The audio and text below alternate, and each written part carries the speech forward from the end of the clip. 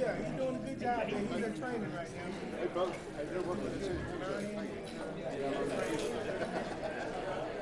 He's got to spur the muscle.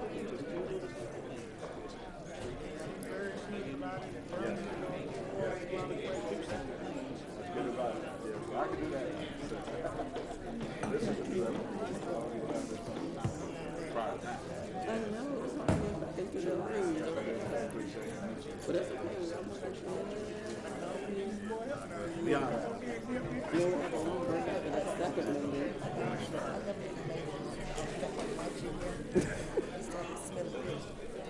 Oh, you don't got the legislative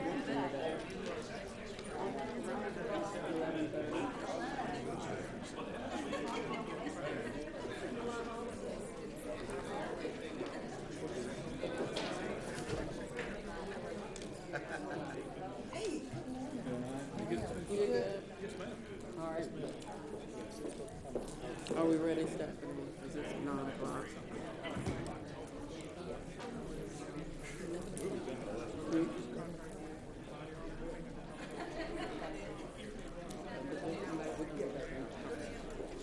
Good morning, everyone.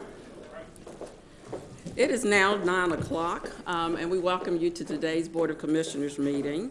So if you would, please stand to join us with the invocation to be given by Chaplain Ralph Easterwood, who's with our police department, and please remain standing for our Pledge of Allegiance. Our Heavenly Father, we are thankful for the opportunity and the blessings of prayer this morning. And Heavenly Father, as we arose today, we could claim the scriptures, this is a day that you have made. And then, Lord, you tell us how to act. We are to rejoice and be glad in it. And Heavenly Father, we is able to come over here today in safety. We is able to walk into a warm building. We was able to have a good breakfast today. We was able to do so many things that we take for granted, Lord. And we just pray that you'd forgive us many times for taking so many wonderful blessings we have day in and day out for granted. And Lord, as we conduct the business of the county now, we pray each and every person here that speaks, everyone that gives their opinion and their vote on anything, we pray that they'll seek your leadership in prayer as to the right and righteous and biblical thing to do, Lord. May we always realize that we're driven by that book. We are controlled by your word, the inspired word of God that was penned down many years ago, that gives us the right way to go, the right way to live, the right way to act, the right way to treat other people, Lord. And when we follow that, Lord, it makes our life so much more loving and wonderful and purposeful. So, Lord, we don't know what's going to be accomplished today in here. And each and every person that leaves this building today, we don't know what they're going to face. Many times we face unexpected things, good things, bad things, sad things, difficult things. But may we take each moment that we live today. May we glorify your name and honor you in spirit and in truth and attitude and our disposition. So, Lord, thank you for our leadership here that wants prayer before their meetings start. Thank you for all of our commissioners, Lord. And we pray each and every one of them will want to be led by your Holy Spirit. And all the folks that are attending today, we pray that they know you as their personal Lord and Savior, and that you're leading and guiding in their life. So, Lord, as we close this prayer, we go out into a world with an opportunity to love people and treat them right. Lord, may we do so in every situation we come in contact with. So thank you, Lord, for once again we can have our talk with you. Once again we can take our cares before you, Lord, and our burdens. And that old song, Heavenly Father, says, take your burden to the Lord and leave it there. Leave it there. So, Lord, may we cast our burdens at your feet today and seek your wisdom and leadership. For we pray and ask all of this in your precious, in your holy, in your scriptural, your inspired name. In the name of our Lord and Savior, Jesus Christ. And all God's people this morning say, amen. Amen. Allegiance to the flag of the United States of America and to the republic for which it stands, one nation Under God, indivisible, with liberty and justice for all. Thank you. We're now hereby calling today's meeting to order. There is one announcement regarding the agenda. The public hearing regarding RZ 1911 with Greg Heck Walker requesting a rezoning from a single-family residence to highway commercial for property located at 101 Highway 138 East in District 4 has been postponed and will be advertised later. So at this time, are there any other changes to the agenda that was published? Hearing none, seeing none, the floor is now open for a motion to accept the agenda. Move to approve. We have a motion Second. and a second. Any questions or comments? All in favor?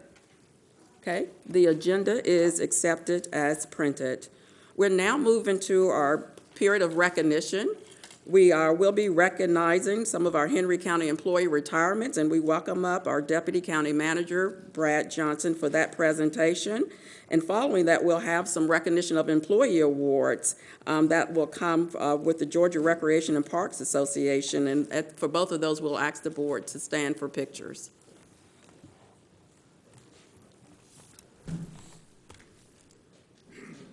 Thank you, Madam Chair. Good morning. Good morning, board morning. members.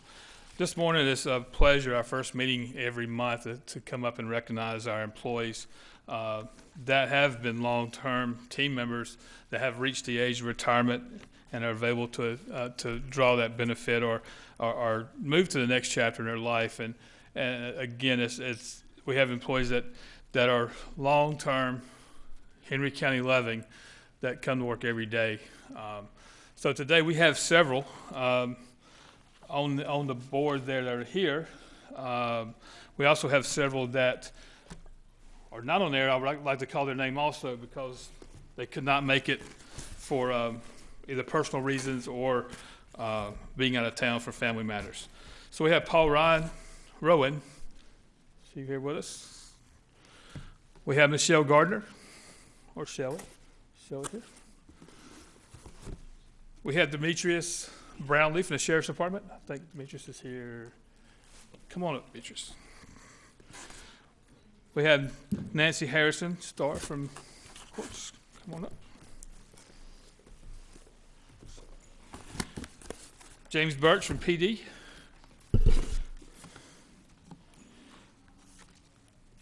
And Deputy Baldwin, I think Chief Deputy said he's out of town on personal issues, family emergency. And Deborah Kilgore. Deborah, come on up. So we have the three here with us today that we'd like to congratulate for the years of service and present their awards to.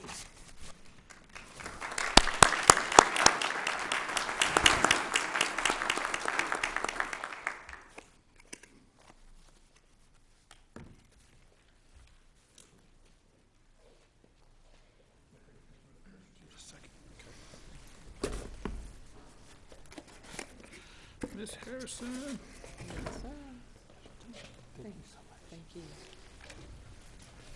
And Gardner.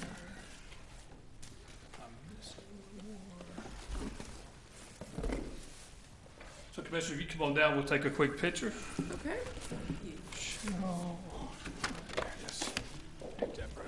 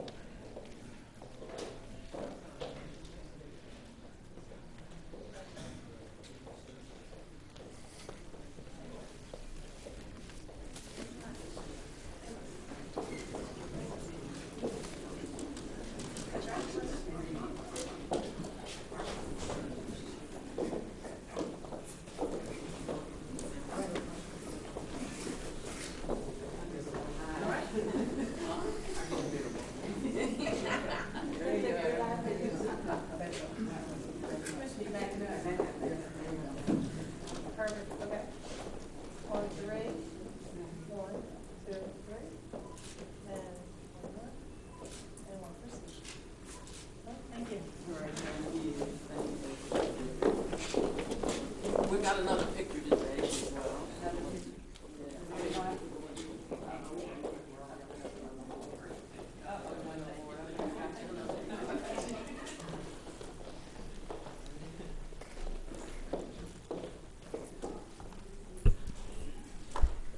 Good morning, Chair and Board. Today, we have 4 congratulatory certificates for individuals who have received recognition and awards from the Georgia Recreation and Parks Association for their contributions to the community and to the field of parks and recreation. Shane Massey with Parks and Rec won the Operations Network Award. Meredith Butler with the Public Information Department won the Publication Award. Brandy Daly, also with Parks and Rec, won the State Service Award for her 20 years of service. And Coach Ty Bryant won the Athletic and Aquatics Network's Outstanding Volunteer Award. Ty Bryant passed away in 2018, and with us today is TJ Emberger from GRPA to present Ty Bryant's award to Michelle Dunn, Program Coordinator with the Henry County Parks and Recreation Department. TJ.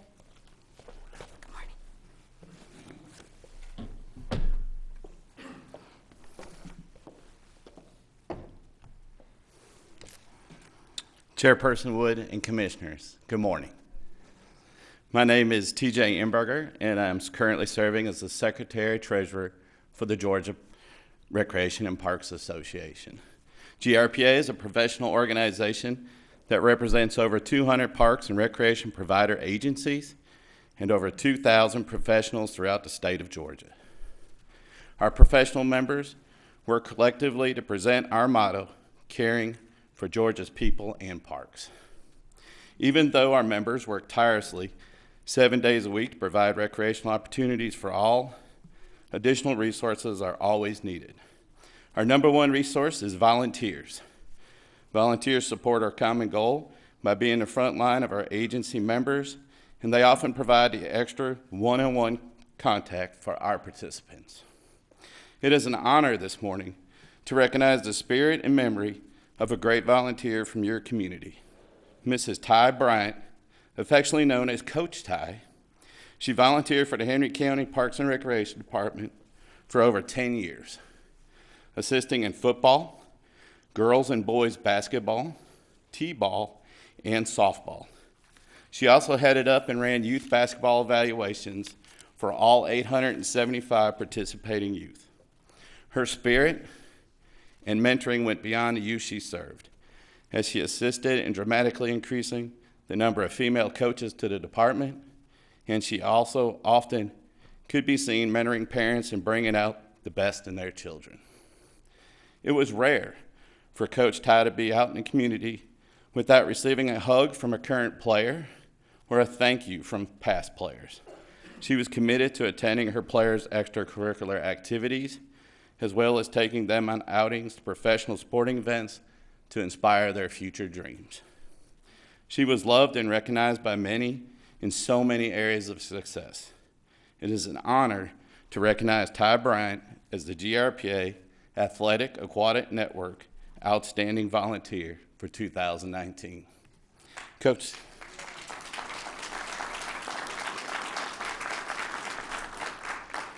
Ty's widow, Michelle Dunn, and daughter, Maggie Bryant, will be accepting her award.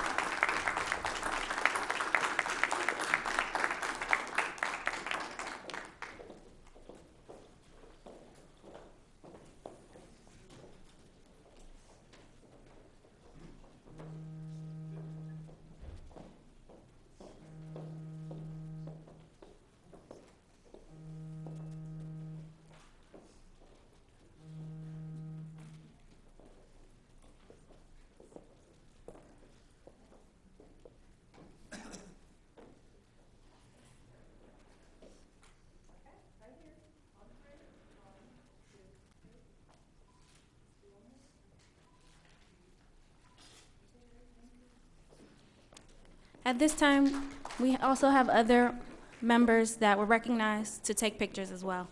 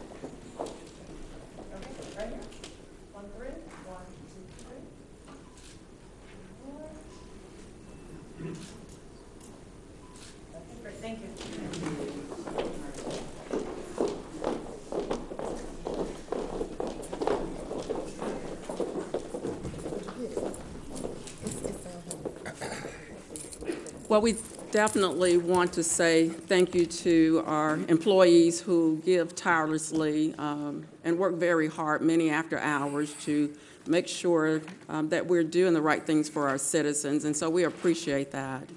And I do want to say, we do honor Ms. Ty. I will tell you, you talk about a volunteer who obviously has touched so many lives, and I was surprised that our family members didn't have the Roll Tide outfit, uniform on, because we knew that Ms. Tide loved Roll Tide, Alabama. So we again wish the family the very best, and just glad to have to honor her at this moment. So, and I know she's with us here in spirit as well. So thank you again, and congratulations to all.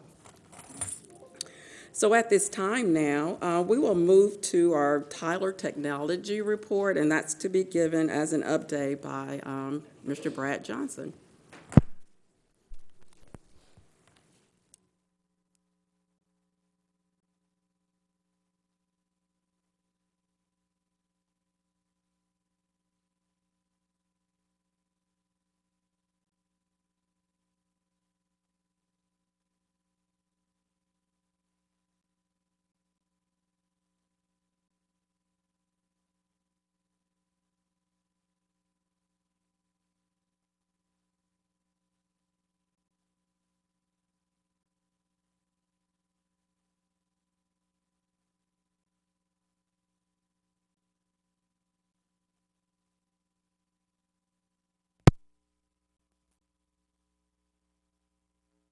Having technical difficulties, or? Oh, okay. Okay.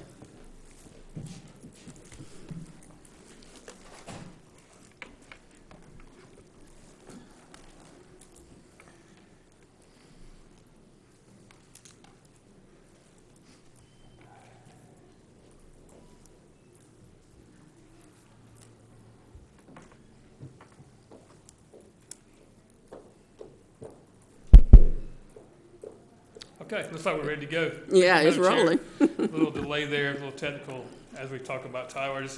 This had nothing to do with Tyler project. This is totally separate. But for our Tyler update for December, just want to go over and give you a global overview of where we are with our Tyler project and the successes we've had so far. So the tower project consists of two phases, two parts of it. The first part is the tower ERP, and the next part, the second part, is the tower New World public safety portion. So if you look at the ERP, and a lot of questions is, what is the ERP?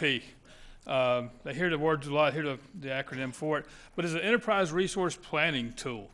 Until this project, the commission approved this project a little under 2 years ago, we were still using the platform on the old green screen from back in the 80s and early 90s is what we were still managing our day-to-day operations with. So this is actually a management for main business processes, often in real time, which was something we've not ever done, is being able to do real-time management of our financial statements, personnel, papers. What we've been used to is the goal is to get away from that. And the ERP is usually referred to as categories of business management software. So we're pretty excited about moving in this direction. First part is the Munis part. The Munis is each one of them has little separate names for it. And the Munis is the financial component, which consists of our budgets, accounts receivable or accounts payable, our P-cards, vendor self-serve, and general ledger. All of that is in place this time. We're doing some dual systems to make sure everything is running and the accountability is in place that our numbers are right. We also have our cashiering process that goes into effect in January of 2020. And it's a staggered process on each phase of this implementation of this project. Our HR payroll, employee self-serve, is in the process now. We did have a little delay with a little incident we had back in July. However, the team is working really hard to make sure we've been running dual payrolls to make sure we're right. One thing we don't want them to mess up is make sure is that our employees are getting paid fairly and compensation is not in jeopardy. This goes into effect January 2020. However, there was some also struggling with the new tax rates and new tax rules going into effect January 2020. So it made it a great time to do that transition. And again, at the very bottom I mentioned, this is a very complex portion. It has to be built from the ground up and put our structure into this format for this technology to work. And the staff members, both the IT and the HR finance team, has been working diligently to make this happen while they continue to do their regular job every day. So we appreciate them tremendously for that. Our asset management inventory work order program, it's a kickoff is in September. Plan to go live in April 2020. Again, it takes time building these databases from all our assets from the ground up. But again, paper is going away. It'll be more real-time, live data accountability. This includes our fleet management, our work orders, and the asset management of our county assets. Intergov, that's our building permitting, planning business license, code enforcement, fire inspections, is getting on the same program, the same platform. At this time, we have different platforms for every one of these services are different. This time, they'll be all intertwined together, the same format. This is, again, the training's in place. First and second quarter, by second quarter, it'll be fully implemented. First quarter, we'll start rolling out one department, and then they'll transition into the others throughout the first and second quarter. But it is on schedule as planned. So our public safety part, so that handled our administrative part, the tower. This is the tower, a New World, the public safety. It composes of our computer-aided dispatch, which is CAD. It's active now. Our fire dispatch, police fire records, our police dispatch, police records, jail management, which will be second quarter of 2020, and our mobile integration, which that composes putting the laptops in the cars for real-time dispatching and actually simultaneously dispatching. The units can dispatch in their vehicles, and we're about 75% complete of that process. Another portion we've been missing for years is that real-time data that we can pull reports. Before we started this project or during this project until recently, the pull run numbers, the pull call volumes for certain locations had to be done by hand. There was no good way. At this part, this Public Safety Dss, which is the decision support software, you can actually get on the screen and do a polygram and it'll tell you the calls, the type of calls. It'll have heat maps. It'll actually help predict where calls will be in the future due to trends. Another thing, once we're fully activated in all the car units, it'll have closest unit dispatching. So when you have a call come in, it'll actually be able to recognize where that emergency vehicle is needed and show you on a map. And that map will pop up the closest unit to be dispatched to that incident. Right now, we're flying blind, and they just have big territories, and you send a unit according to that big territory protocol. Where right now, if we have a unit coming to fleet maintenance, it just had a tire repair, and it's leaving, and there's a call close by, they'll automatically pick that call up on the GPS tracking of all our units, which is definitely a plus. And also, we can do our response trends. We know when we can have peak hours. We might need more equipment. We know our peak time right now is 2 to 5, 2 to 10 at night. So between them hours, we might know we can upstaff, and we can have more units and deploy our resources more effectively than just having people staged and people staffed at certain times. So we're excited about having this new deployment software. E-citations. The e-citation process is in process of being installed. There are some printers. I think even today we have some on the agenda to get some additional printers later on to finish up this project. But it goes live first quarter 2020. So as you know, the new process will have the driver's license and barcode. So all that will be e-ticketed now, which definitely saves time going back and writing out these written tickets, and everything can be done mobily. The goal is when you have one process, that information through the database is transferred through all of our public safety. So if it is a violent crime or a one that requires going to stay at the jail, all the information, instead of everybody individually inputting that information, is transferred over and over already in the system. As we mentioned earlier, the jail operations scheduled to go in second quarter of this year, of next year, 2020. One of the questions is the budget process. The Tower ERP section was 1.668253. We've encumbered so far 1.253, which have a balance of 414. And our New World Public Safety is a little over 1.5 million. We've drawn 1.167, which have a balance of 403. And these are draws as stuff goes in service, as training's done, as we start using the process. So I will show you our balances we are within our budgetary figures for this project. Again, I'd be remiss if I did not just say a big thank you to staff. This is a big project. This is one of probably the biggest projects Henry County has ever done. I was here when we started the 911 process back in 1989, and we had to go out every day and log house numbers by hand. And I would tell you, this process going electronically and using technology through our GIS system, them guys down there, Pat and her team, building the map system, even the payroll, moving to this has been a great big task, and the team has stepped up and made it so far very successful. Now, this has its challenges. Change is hard. Change is very hard. But I tell you, being able to go as an employee and check all your stuff online, make your changes to your benefits online without having to come in and tying up personnel or tying up your time is going to be amazing as we move into the next step. So I'll take any questions you guys might have. Okay, well, we've heard the presentation, and I want to again just commend the team. This is a major undertaking when you talk about a conversion and then integrating in all the systems. I'm just glad we're moving into the 21st century again. Yes, so we just commend you in that way. I've got a couple of questions, but I'll see if there's any other points from the board. Commissioner Thomas. Thank you so much for this report, because I have been one of the ones very concerned as to how this Tyler project is rolling out and the progress that's being made on it. So you're telling me this is about a 2-year process so far that we've been in? We went in doing a 3-year process. Our initial project, when it was approved, was a 3-year fully implemented process. 3 years? Yes, ma'am. Now, you've listed quite a few things that's supposed to come on in 2020, and basically most of the financial parts have been completed in what you call the ERP, correct? Yes, ma'am. The munis part for the financials, budgets. Can you give us, not today, maybe email us, the dates of when some of these other parts are supposed to be actually online and operating? And my concern was before when this presentation was made, that different departments were determining when they wanted to come out or be a part of this, and I had issues with that. Yes, ma'am. So, Commissioner, a little background on that, I think is a miscommunication. That's why I'm here today, to let you know that there are things that tie together.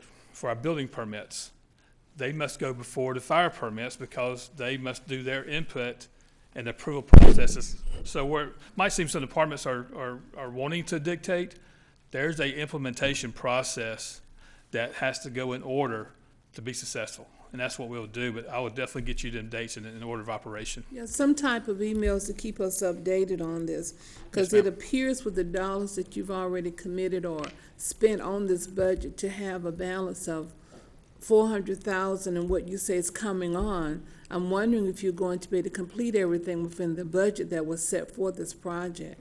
Yes, ma'am. We're planning to stay within budget. And we, at this time, we see no reason we would not have to, that will be over budget. Okay. And now, since this started about 2 years ago again, I'm assuming Tyler has some updating processes even to their own software.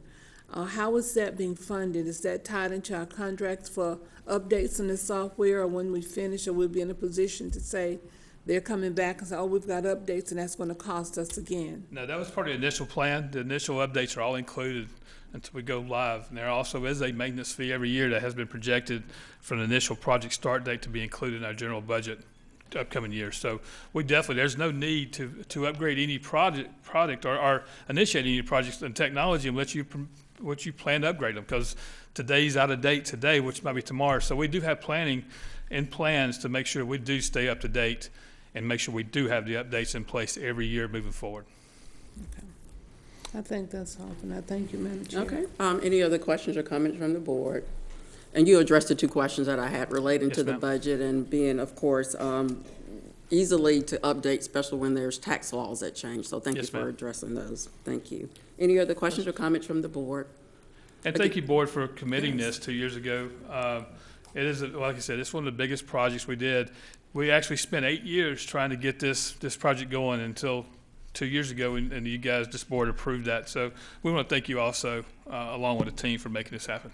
All right, well, very good, and we're looking forward, because it seems like by the end of second quarter 2020, we should have most everything ready, so Yes, that's ma'am. good. All right, thank you again, and thank you all employees who've worked hard to make that happen.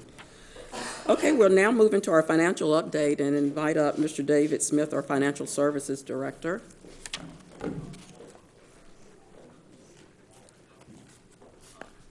Good morning, Madam Chair, Good Mr. Vice morning. Chair, Commissioners, and Henry County community.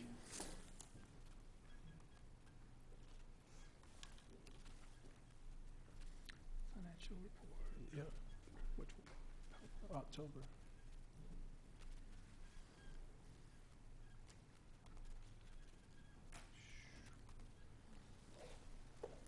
There you go, big guy. This presentation is going to cover the financial report for the month of October and SPLOST. Through 4 months now, we've collected 25% of our revenues and expended 31% of our budget. Our revenue increase is primarily driven by our insurance premium tax being $1.2 million better than planned. Collection of property taxes, which began in November, are going to drive further cash collections going forward. The next slide is our financial report, where it shows down at the bottom our revenue of expenditures year to date, $8.8 million. That means that we're continuing to utilize primarily our cash collections as it comes in. If we continue to spend at our budgeted rate, this difference will continue to be paid out of the cash balance. The next slide is a graphical representation of where we stand year to date against our year to date budget, which shows that as our revenues continue to increase, our expenditures are in line.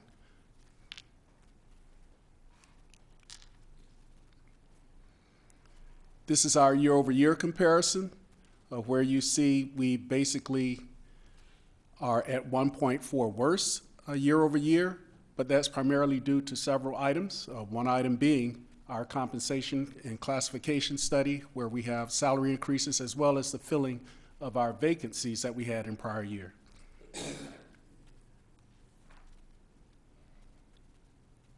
This is a graphical representation of how that looks.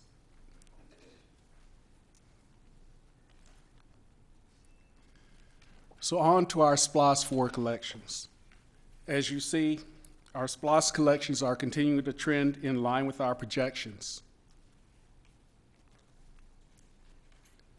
Expenditures continue to lag, but we're beginning to see an uptick in our expenditures as projects are beginning to get developed.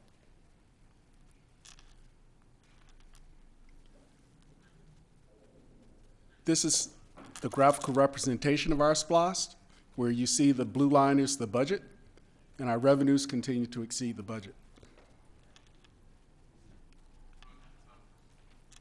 Let's talk about cotton fields. Year to date, cotton fields expenditures have exceeded our revenues by about 63, but that's seasonal. Green fees still represent 69.5% of our year to date revenues.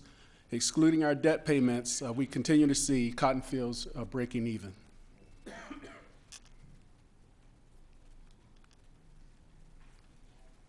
This concludes the financial report of my presentation. What questions do you have? Okay, thank you for the presentation. Are there any questions from the board? Could you please go back? Commissioner Thomas, yes. Could you please go back to the SPLOS projections and collections? Revenues or expenditures? Okay, thank you. Thank you. Will you be emailing us this report? I will be emailing the report. Thank you. Okay. Any other questions or comments from the board? Okay. Thank you for the update. We appreciate that. Okay, we'll now move into our next segment and invite up the county manager, Ms. Sherry Hobson Matthews, for comments and an update on the record ordinance. Good morning, Chair and board members. Good morning. This morning I have a couple of updates, but one thing that is most exciting is this morning I am pleased to introduce to the Board of Commissioners our Transportation Planning Director, Mr. Sam Baker. Mr. Baker comes with lots of experience. He previously worked with Hall County. He has state, local, and county government experiences and is really ready to hit the ground running. Mr. Baker will be housed over in our transit department. We'll be working with our transit team on looking at our transit plan that we currently have in place, figuring out what our next steps are in terms of looking at other modes of transportation. So I wanted to make sure that the board did have an opportunity to meet with Mr. Baker, or at least to meet Mr. Baker. We will be scheduling meetings with our commissioners and Mr. Baker to identify what our transportation priorities are, but also specifically if there are projects within your respective district that we need to focus on additional funding for. Mr. Baker already attends the Atlanta Regional Commission meetings at ARC, so he is not a new face to the Regional Commission, and so we're really pleased to have him with us. Also wanted to make the board aware of a couple of other things. I know that there has been some concerns raised regarding our recreational facilities not being open on the weekend. So our deputy county manager has been working with our Parks and Rec team, and we will be moving towards a weekend hours where we will be opening. We'll do a test run for the next couple of months due to some cost savings within that respective department to see if we can get our numbers where they need to be to keep it at on a full-time basis. What we're looking at right now is to have the facility open on Saturday and Sundays, beginning at about 1 o'clock until 4 or 5 in the afternoon. And then we're going to try to get some temporary staff in at all of the recreational facilities. So that would be throughout the entire county. Once we're going live with that, we will make sure that we put out notifications so that the public will know that the recreational facilities are now open on the weekend. Again, we will evaluate it, and then if we deem that it is financially feasible, but also we deem that we have enough participation, then we will come back and make the board aware that we will go to maybe a full-time schedule. But I just wanted you all to be aware of that. I know a number of the board members have also been contacted by a number of residents at Turner Church Road and State Route 20 regarding some intersection concerns. And over the last couple of months, staff has been working with the Georgia Department of Transportation to come up with some temporary resolution. I'm pleased to report that GDOT will hopefully be releasing a press release this morning regarding a temporary four-way stop at the intersection. But I want the board and for those that are viewing to understand that that is just a temporary fix until we can get a permanent solution in place. What GDOT is looking to do is to install the four-way stop now, and then we will go in and probably signalize that intersection temporarily until we move forward with the design and engineering for a full roundabout. And so I wanted the board to be aware of that and make sure that you all share it, because I think the residents reached out to all of the commissioners regarding their concerns. And I want to thank GDOT for working expeditiously with the county on getting some resolution on that. Also, we will be scheduling one-on-one meetings with the board, so be on the lookout in the next couple of days for you to identify your 2020 goals and any initiatives that you want staff to pursue in the upcoming year. So please go ahead and start jotting those down so that we can go ahead and plan for that.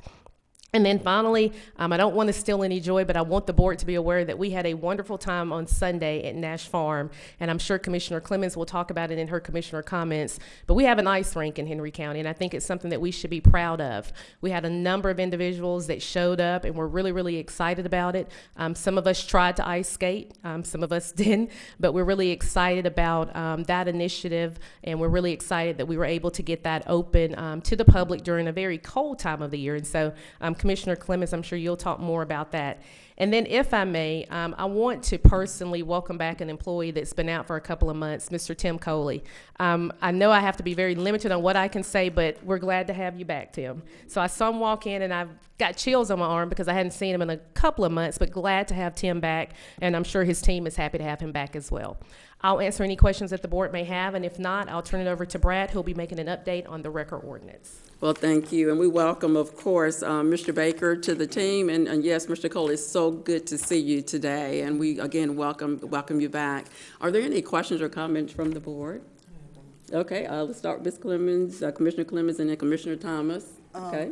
Sherry, we had a meeting several months ago, and we talked about changing some impact fees or transportation fees for the trucking industry and all of that would bring more revenues, and updating that.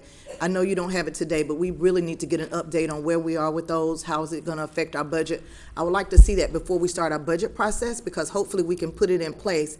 And we need to make sure that we're talking to Patrick about how, when can we implement it? When can we start collecting to be ready for the next year, so they could possibly increase our budget with the transportation industry coming through? Absolutely, and it's my hope, and the directive that's been given to staff is to have that RFP out on the streets before the end of the year. So they are working on the scope. I think Mr. Patterson has been working with our purchasing team.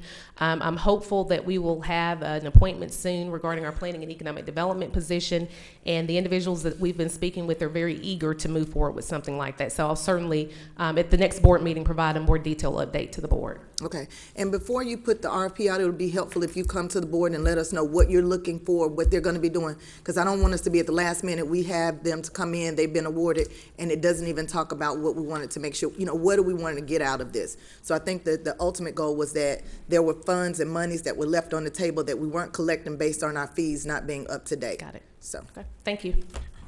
Okay. Commissioner Thomas.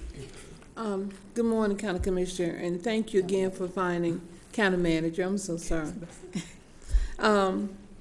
Thank you again for introducing us to our Transportation Director. Is that the title? That is correct. Transportation Planning Director. Planning Director. I'm excited to have him come aboard, and I do want to have you look back again at some things that we have brought forth to you, as looking at some support for him, which is a transportation committee. So I definitely want to review that again and look how we want to update it and talk with him about it, so that we can present that to the board once again, to look at how we can support him in this initiative. And I'm excited to have someone to pull those transportation plans off the shelves and start reviewing them and start giving us some input on them as how we can help transportation in Henry County. Welcome, welcome, Mr. Baker.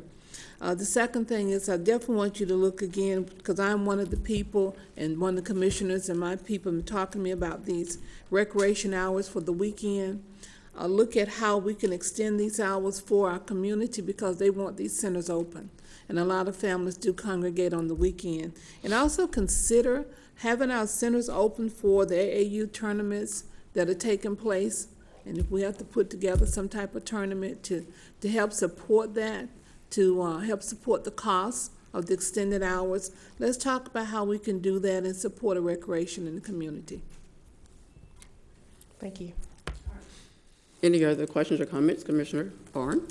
Yes, Sherry. I mean, this is great news about Turner Church, and I know we've been working ever since we put that intersection in, and I'm very glad that the state's going to work with us on the four-way stop. Do you have a time frame for when they may do the red light? I mean, and how that's going to work? And Yes, sir. So initially, when we met with GDOT, their thoughts were to go ahead and get the red light installed, but they're going to have to order the actual supplies, and so that would have been in early February at the earliest that they were able to get it installed, which is why we went with the four-way stop so that we could try to get some type of immediate fix.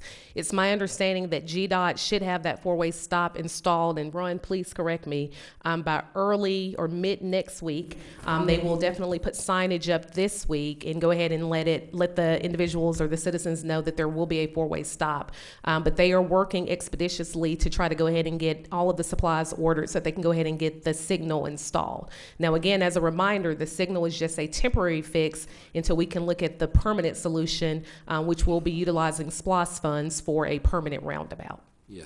And do you know how long it'll take to do the design for the roundabout? It's my understanding that the bids have already gone out. Is that correct, Ryan? Correct. That is correct. So we have already put the bid out on the streets for the roundabout. Okay, thanks. Good deal. Okay, any other questions or comments from the board? Okay, well, thank you for that update. We'll move into the record ordinance update. Yes, ma'am. Just a quick update on the record. This is not anything to present to the commission today. We did have looked at it. We did have a personnel change of our record committee due to some personnel issues. However, Major Harnan has actually taken the ball and ran with it. We have looked at suggestions made. This has been a process. Let me make sure the commission's clear. We've been looking at this process about 4 months now when Major Rosen was doing this and getting that, this making sure we're doing the right things for our citizens of Henry County. So at the next meeting, we will be ready to present an updated fee schedule that will include the allowances for Henry County initiated tows in Henry County. So in short is we're almost there.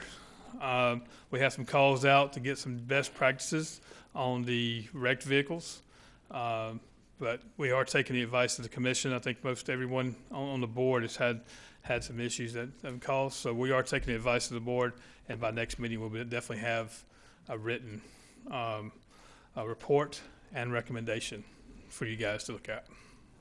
And I'll take any questions you guys All right, might very have. good. Questions or comments, Commissioner Clemens? I know we received an email from Bulldog, and haven't seen anything. yeah, there's an email that I'll forward to you from Bulldog stating that they had concerns that 2 of the commissioners up here were saying, about our meeting. So I would request that you all look at that.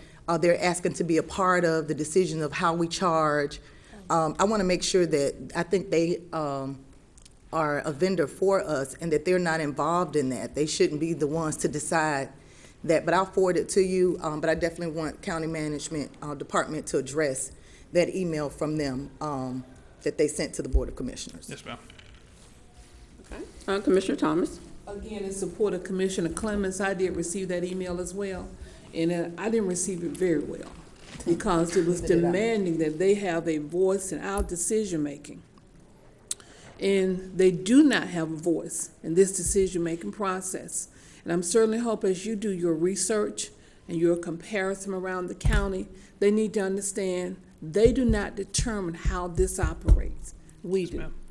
We look at the contracts, what you present to us, the information that you bring before us, and that's how we need to operate. But no vendor and no company should feel like they have so much power that they will send us an email to tell us that they will be a part of this decision-making process. I find that awful offending, okay? Yes, and also in this whole process, please make sure that you compare what's happening in other counties, because I've been on the other side of this, and I've had to pay those hundreds of dollars that I knew I shouldn't have had to pay, didn't realize how the county could impact that, and we do want to take the time to make sure we're serving our community as well as possible.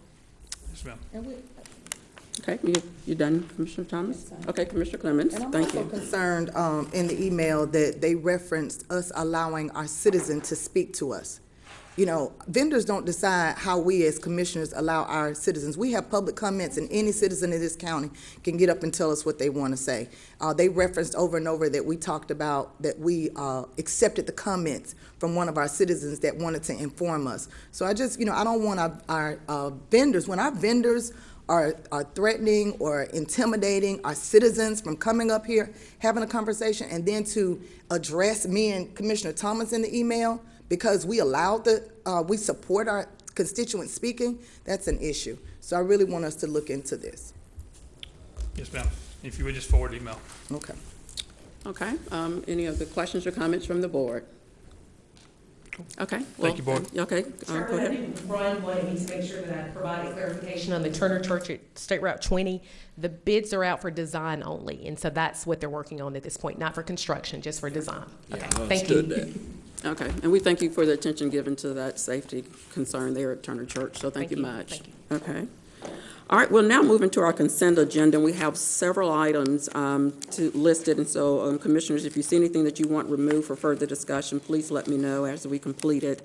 We've got two consent agenda items from Parks and Recreation. The first one is a resolution to accept the donation of 2 park benches for Heritage Park Veterans Museum. The second one is a resolution to accept the donation of 12 picnic tables and 24 benches from Grady Morrow to use in Sandy Ridge Park and other parks as needed. We've got 2 items from Department of Transportation. One of them is a resolution authorizing the chair to execute a Department of Transportation local maintenance and improvement grant for the application for fiscal year 2020. And the other one is a resolution authorizing the budget amendment of LMIG funds, which is Local Maintenance and Improvement Grant Funds, from the restricted fund balance to the Henry County Department of Transportation General Supplies and Asphalt. Under SPLOST, we have several items. The first one is a resolution to authorize the acquisition of 23,819 square feet of right-of-way, 992 square feet of permanent utility easement, 8,889 square feet of temporary easement, and 2,346 square feet of driveway easement, more or less, and that is again in land lot 186 of the 12th District, and again by negotiated contract or condemnation pursuant to the provisions of the law. And that is in the West Village Parkway Parcel 8 area. The second resolution from SPLOST is a resolution to authorize the acquisition of 42,571 square feet of right-of-way and 3,904 square feet of temporary easement, more or less, in land lots 186 of the 12th District. And again, that one is to be by negotiated contract or condemnation pursuant to the provisions of the law that is stated in sections 32-3-4 through sections 32-3-19, and that too is in West Village Parkway Parcel 7. And then the other West Village Parkway Parcel 19, this too is a resolution to authorize the acquisition of 18,678 square feet of right-of-way, 1,839 square feet of permanent utility easement, 3,628 square feet of temporary easement, and 528 square feet of driveway easement. Again, that is according to the same law, negotiated contract or condemnation pursuant to the laws that was stated in sections 32-3-4 as well as 32-3-19. And so the other resolutions are very similar. Again, this one is in West Village Parkway, Parcel 28. It is a resolution to authorize the acquisition of 7,262 square feet of right-of-way, 425 square feet of permanent easement, and 1,978 square feet of temporary easement, more or less, again, as negotiated, as stated previously as the others. And then we've got another resolution of West Village Parkway, Parcel 33. It, too, is a resolution to authorize the acquisition of 11,584 square feet of right-of-way, 3,579 square feet of permanent easement, and 712 square feet of temporary driveway easement according to those same pursuants stated before. And then we've got 3 items, consent agenda items from Public Safety Police Department. One is a resolution approving the purchase of 3 Ford Explorer Pursuit utility vehicles from Legacy Ford here in McDonough. for the Henry County Department Heat Unit. And then there is a resolution awarding the contract to Prologist and Scan Technology for the purchase of equipment for fleet vehicles for Henry County's Police Department. Then there is a resolution awarding the contract bid to GT Distributors for the purchase of body armor for the Henry County Police Department. And then our final consent agenda item is Henry County Police Department Code Enforcement Resolution approving an abatement removal of public nuisance for property located at 135 Little John Trail there in Hampton. So those are the consent agenda items. Is there any that any of the commissioners wish to have removed from the consent agenda? Okay, Commissioner Barnes. Chairwood, I don't want to have anything removed, but I would like to recognize, we didn't recognize the Kiwanis Club of Henry County for making donations for some of these park benches. And I'd like to mention that, and if any other civic clubs out there that want to donate something, we gladly take it. Okay, so that was regarding the Parks and Recreation resolution regarding the 2 park benches for Heritage Park for the Veterans Museum. Yes. And we're going to add that we want to recognize the Kiwanis for that as well for the record. Okay, any other questions or comments? Okay, hearing none, that does identify the items for the consent agenda. We're now open for a motion to approve the consent agenda as stated and printed. We have a motion. Second. And a second. Any other comments or questions? All in favor of approving the consent agenda? Okay, it is a unanimous approval. Thank you much. We're now moving to our next SPLOST item, which is a resolution awarding the bid for reclamation, patching, milling, and resurfacing of 3 roads in Henry County. And we invite up our presenter, Ms. Yee. Mr. Yee, if I'm pronouncing your last name correctly, and if not, please correct me in that. Okay. And he's our civil engineer in our SPLOST department, so good morning. Good morning, Sherwood, and good morning to our board of commissioners, and good morning to all Henry County citizens. This morning I have a resolution for front of you awarding bid for reclamation, patching, milling, and resurfacing of 3 roads in Henry County. Let's see. Go to the next screen.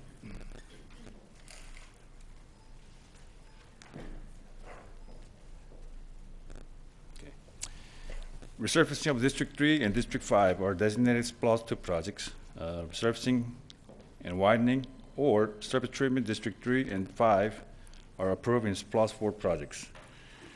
Sale bids were solicited through the Purchasing Department per bid number 20-26 for reclamation, patching, milling, and resurfacing on 3 roads in Henry County during the last month. There were a total of 6 bids received and reviewed.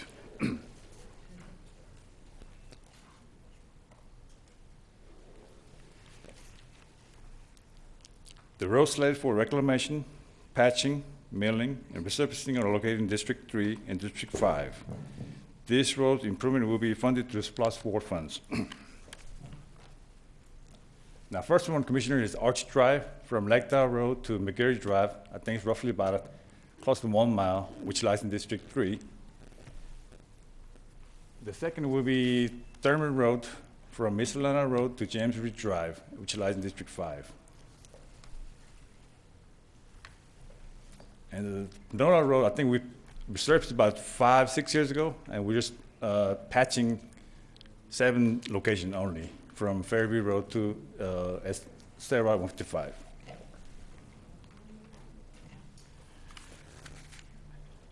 I believe the PMA Construction of Conneaut, Georgia provided a low bid for amount of $494,675.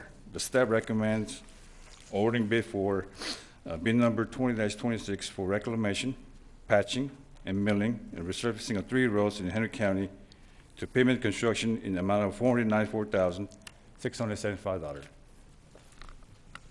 I can take any questions if you may have.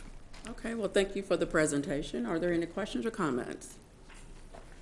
Okay, seeing none, hearing none, the floor is now open for a motion. So moved. We have a motion to Second. approve and a second. Any comments or questions? All in favor? Okay, the resolution passes unanimously. Okay. Thank you. Thank you very much.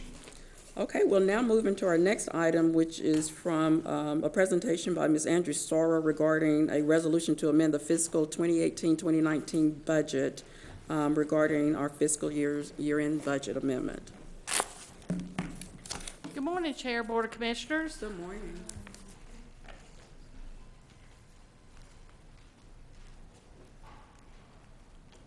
What am I doing? Hang on. Okay. Before you have a resolution to amend fiscal year 2018-19, the general fund revenue fund and the special revenue fund, our debt service, and our capital fund budget.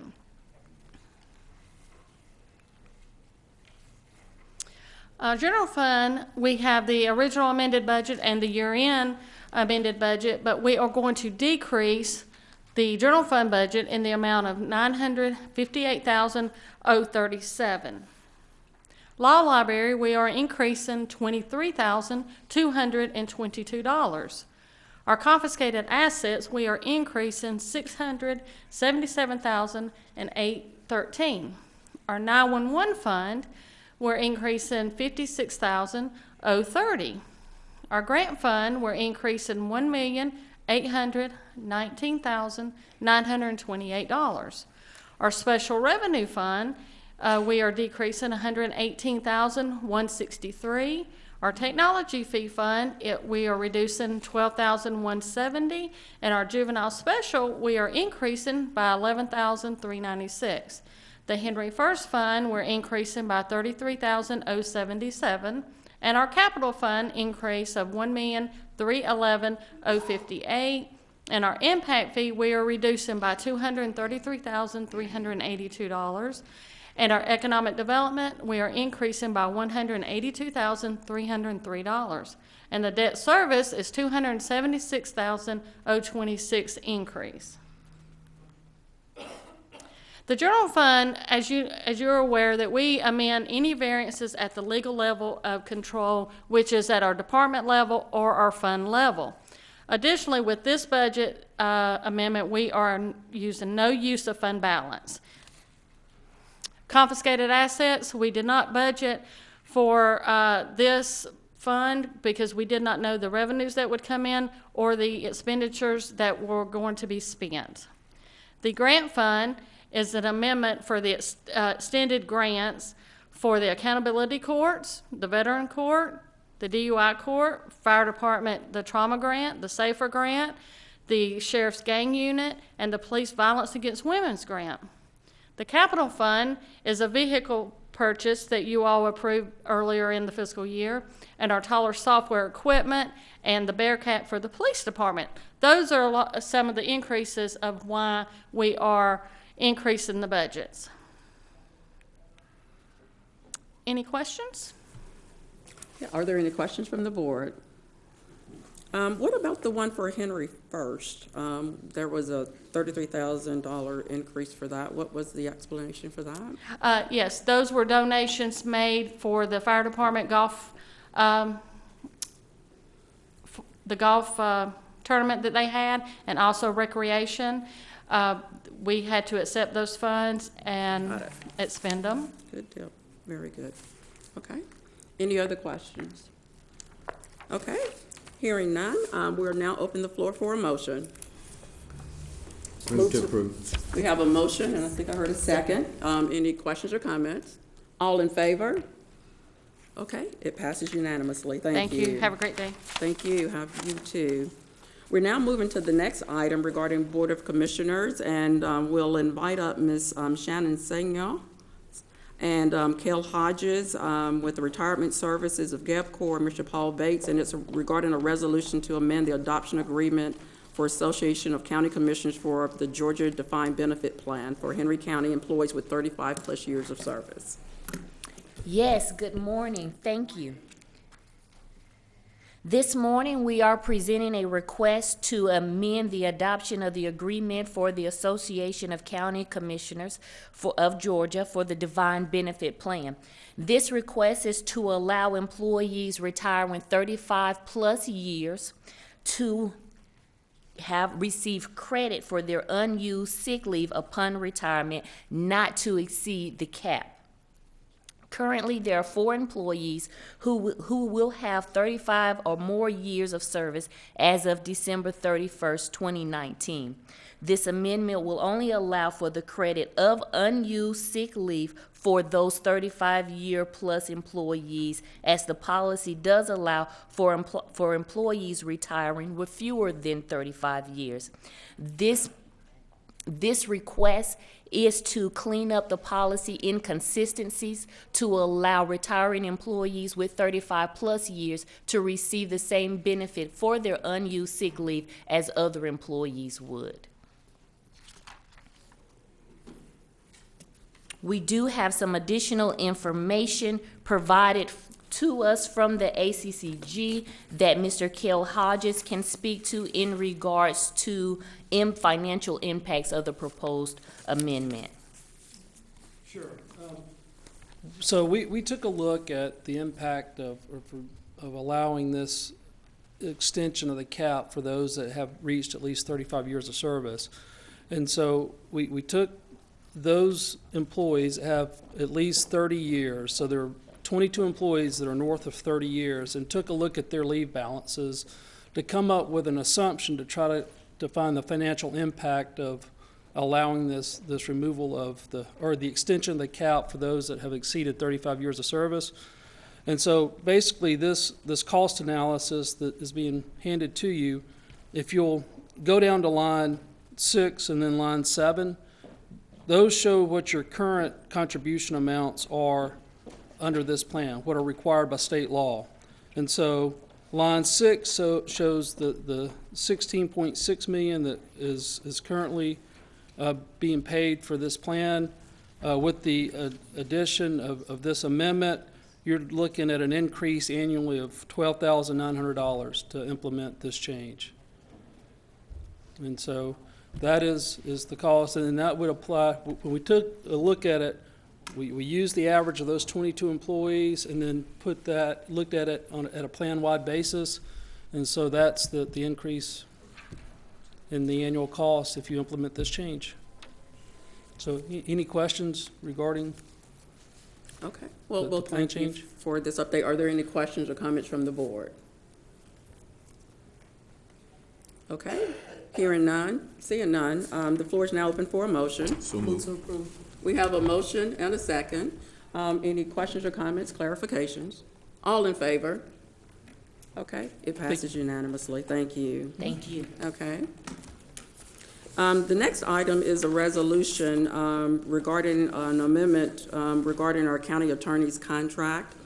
And commissioners, we all have a copy of that resolution, and basically it states that in September of 2014, Henry County and Patrick Jockstetter, then the law firm of Power Jockstetter PC, entered into an agreement for legal services.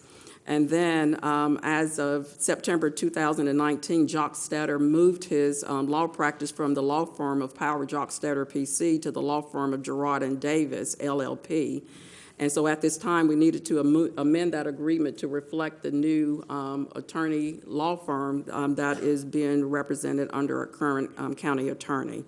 So at this time, are there any questions or comments from the board? I have a question. Sure. I guess this question is for Patrick and County Manager. Our agreement is with Attorney Jockstetter. Are we now doing agreement with Jared and Davis, or are we still just having an agreement with Jockstetter? Because we never hired Jared and Davis, we hired Jockstetter. Your agreement is with me. Okay. You have hired me. I'm just affiliated with that law firm, and that's the firm will send the paycheck, will send the bills, the invoices. You'll pay the fees to the firm. Just make sure, since you're our county attorney, yes, that if you leave Jared and Davis, that we don't, that is still, that our contract goes with Jockstetter. If I leave, it'll stay with me as long as this board wants it to stay with me. Okay.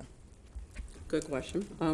Commissioner Thomas? My question is this to extend his contract, or we're just doing a correction in name for where he is going from one? It's just to make the name of the agency, and we just got the clarification that it remains with the county attorney, Jockstetter, but because he's affiliated with a different firm, we needed to get this in order as well.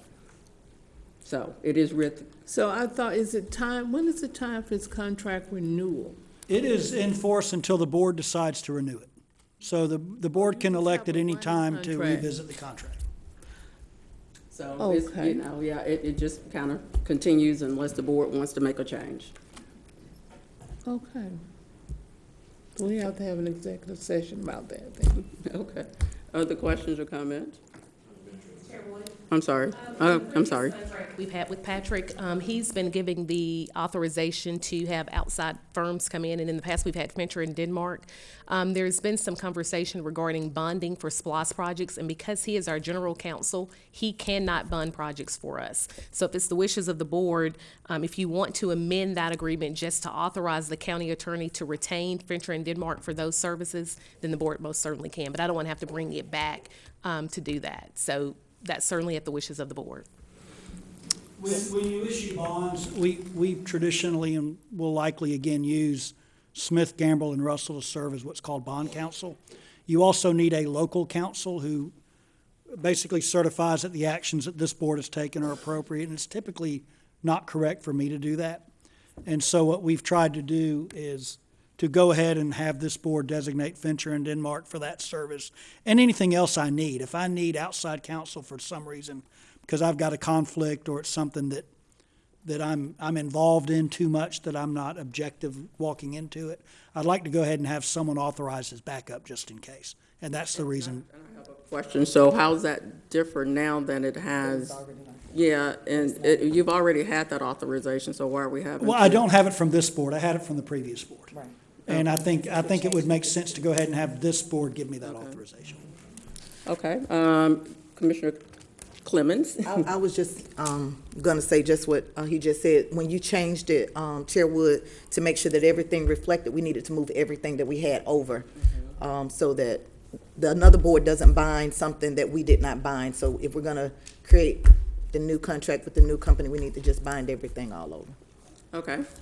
So the question is there anything else we need to change while we're here? That is it, Chair. Okay, so what I need right now is a clarification of what the verbiage to this resolution needs to state regarding this amendment, so it is for record and clear to all of us. So we'll just add be it further resolved that the Board of Commissioners authorizes the county attorney to retain Fincher Denmark for outside counsel services as needed.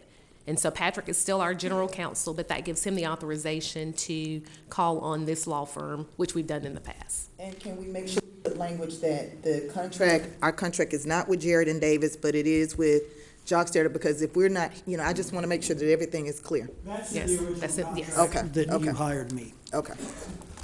Okay, so any other questions or comments or revisions? Okay, so again, this resolution is going to include a revised statement or an additional statement that it says that our county attorney will, again, consult with Fincher Denmark for any services that's needed, so that That's it's correct. clear. Okay, and we've got the correct verbiage that you stated earlier. Just wanted to make sure that we're adding that amendment. Okay, so with that change, addition to this resolution, the floor is now open for a motion. Move to approve.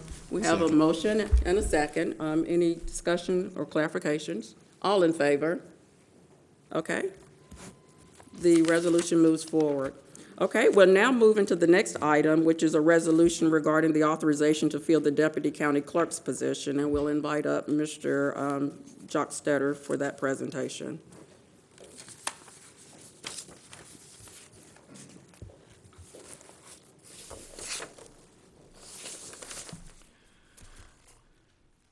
Good morning. The resolution today, give me one moment to open it. The resolution presented today would authorize the county clerk to advertise and fill the vacant position of deputy county clerk. As you all know, that position has been vacant for the better part of a year now, I guess, and it remains vacant, and the chair and I have had some discussions, and the county manager, about whether or not it is time to go ahead and fill that position. I think the clerk would tell you that it is. And this would authorize the clerk to proceed with the process of filling that vacant position. It came before the board several months ago. The board asked it be tabled, and I think it was just time for it to come back to the board. Okay, well, we've heard the presentation. Are there any questions or comments? Commissioner Thomas. This position was tabled because the discussion was never completed in executive session, And I still think it needs to go back to executive session so that we can have clarification and continue that discussion and not just bring before us and say, well, it's been open, so let's close it. No, I don't agree with that. Okay, any other questions or comments? My comment is that this process is not an executive session type of discussion. The county clerk position has been vacant for several months, and it's beginning to cause a strain not just for the county clerk and the responsibilities that they have, but it's having an impact on the executive assistants as well. And the deputy county clerk's position is a position that literally does provide some backup to critical matters, especially regarding our record keeping and other matters that need to take place. And so, again, that's why this is being brought before this board, so that we can, again, by January, according to what we're supposed to do, is make the confirmation of our county clerk and additionally to our deputy county clerk. Any other questions or comments? Okay, the floor is now open. Okay, Commissioner Thomas. My question is, and there again, what has the county manager and administrator done to see if indeed there were other ways to compensate assisting the county clerk other than just filling the position?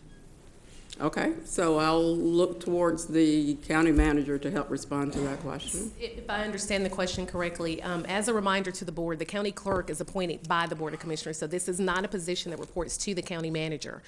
In the absence of the deputy county clerk, right now, the executive assistant who reports to the Board of Commissioners has been a backup for the clerk, and then in her absence, the county manager's executive assistants and open records individual has been a backup to the clerk. So it's not a position that would be filled by the county manager. If it was a position that was under the county manager, I'm sure that we could certainly find someone who may be out to assist, but this is definitely an appointment that's made by the Board of Commissioners in terms of that position. And then I would like to also add that I do believe it has an impact to the county manager's office. So if the clerk and is unavailable, then our executive assistants have had to fill in gaps. And when the executive assistant is out of state, it does require some support from your group in addition to what you already are doing. So, again, this is a position that does report to the Board of Commissioners, but it is having an impact, especially regarding backup to the backups. And there is a lot of work. Our meetings are much longer. We've got much more work to do, and we need to have this position filled.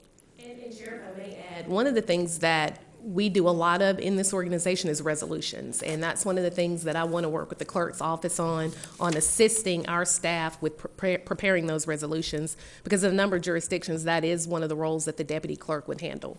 So certainly if the board looks to fill this position, that's one of the things that I'll be asking the clerk if she can assist those various departments with getting those resolutions prepared, not only for our staff, but resolutions that may be requested by the board as well. Yes, Commissioner Holmes. Reports to the Board of Commissioners. Can someone go through the interviewing process and how that's going to be worked out? So what we would do in terms of the interview process is we would have our own HR department certainly post the position. Once the applications are received, we would provide those applications to the board, and then it would be up to the board to determine who would be a part of that interview panel. That can be the entire board, or that could be 3 members of the board, but that's certainly left at the discretion of the Board of Commissioners. I do believe when the executive assistant was hired, the chair and maybe 2 other members of the Board of Commissioners actually interviewed the executive assistant, if I remember, but that certainly is at the discretion of the board. If this position was reporting to the board, shouldn't the entire board be part of the interviewing process and serve as the panel? Yes, sir, and I'm not saying not to. I'm just, I think the question was what the process would be, and that certainly, I think my first comment was the entire board would receive a copy of the applications, and then that would be up to you all if you want to participate in those interviews. And then I would say, Commissioner Holmes, I know there's been past practices of how it's been done, but, you know, again, this board has the option to participate into this full process. Again, we just need to make sure that we're consistent with the HR practices that we're doing for others, such as, you know, making sure that HR kind of post the position and so forth, but the actual interview process, we all can be involved in that. And if that's the pleasure of the board, we have no problems including the board because it does report to the board. Okay. Okay, Commissioner Clemens. Well, I would just like to say that it is a little different from the traditional HR practices because we do need to be involved because they report to us. I don't have a problem with us posting the position, but I do think that before we post the position, we need to look at the duties and responsibilities. We need to look at the criterias for this position. This county is growing, and so we definitely need to have 2 people in place. However, we need to have people in place that are able to do the job as well. It's a lot of research that goes into it. They need to also be here with the clerk, when she's here, because there's a lot of information. There's no way that all of this information that's happening as this county grows, that we should expect Stephanie to be able to get it all together. So I think that we need to go back and we need to look at the job description. We need to look at the credentials that the person needs to have to be in this position. So we need to probably make an adjustment to both the criteria for the county, the clerk and the deputy clerk. And I think that the board needs to be involved. So we need to figure out how do we move forward with posting it, but prior to posting it, there needs to be some corrections to the duties, responsibilities, and the qualifications for the position. So our team stands ready to prepare a job description. If you all want a copy of the current job description for the clerk and the deputy clerk, we can provide that to all members of the board, and you all can review that. And if there are things that are missing from that description, we can certainly include that based on what your expectations are for both of the individuals. I failed to mention also in that interview process, most certainly I think the clerk should be included in that process as well, just to provide some insight in terms of what the role looks like, and also to make sure that the individuals, because you're probably going to get a number of individuals that will apply for the position, that they really understand the role. Commissioner Clemens, I think you're absolutely correct that the deputy clerk should probably be attending some of the board meetings just to get an idea, so that when the clerk is absent, it's not a matter of them trying to figure out what to do. So we certainly will, I will have Shannon get with our recruiter and go ahead and forward over to the board a copy of the job description for both the clerk and the deputy clerk. And then if you all will review that, and if we can get a hard deadline on getting that back, we will make the necessary changes to it, and then we'll be ready to post the position as soon as we get the okay from the board. So I would ask that you make a recommendation to us based on what you've heard today. What needs to happen? Do we need to move forward with this? Do we need to move forward with this with revisions to this? Because one, we want to be involved, 100% of us, not one of us. And 2, that we need to revise the description, and then they need to make sure that the deputy clerk participates in everything that the clerk is doing as well. Understood. So we will go ahead and prepare both job descriptions for the board. We'll get a package ready, and then we'll get it suited to go ahead and post the position. But we'll make sure that we provide all that information to the board prior to posting it, to make sure that we've captured what I think I've heard from you all this morning in terms of the expectations. If there is something specifically that you'd like to see included in that job description, please send something to the entire board and copy me on it so that I can share that with our recruiter to include in the job description as well. And I would ask that you do not post it until you've gotten a checkoff from all of us. As I stated to you, Madam Chair, this is a personnel matter. We're discussing personnel matters, which should be in the executive session. And that's what I just stated. And here we are having this whole discussion. And this type of discussion, we started in an executive session before about our deputy clerk's position, our county clerk position, getting a complete job description and determining the need of one. And I, again, will state this needs to be done in executive session. Well, will our county attorney please clarify our executive session? Because we've had some conversation about whether it should be executive session or not. And again, the goal is to get the position filled in the proper manner. So will you speak to that, please? So the discussion about whether or not to proceed with filling a position is a public session item. The discussion about what should be included in the general job description of any position is a open session meeting. When you're discussing specific employees, hiring, firing, discipline, things like that, that's when it goes into executive session. So when the time comes to identify people, discuss applicants, you would do that in executive session. Okay, any further discussions or clarifications? Okay. Again, I think what I've heard from the board is that we definitely need to get a job description to review for the county clerk, the deputy county clerk. Want to get feedback from the Board of Commissioners before it is actually posted. And then regarding the actual interview and selection process, the Board of Commissioners should be involved in that. If it's not all of us, it's definitely the majority. No, it's not a majority. Decision. Well, that's what I said, the selection process. Well, the Board of Commissioners will make the decision, which means that you're in the selection process. Okay? All right, Commissioner Wilson.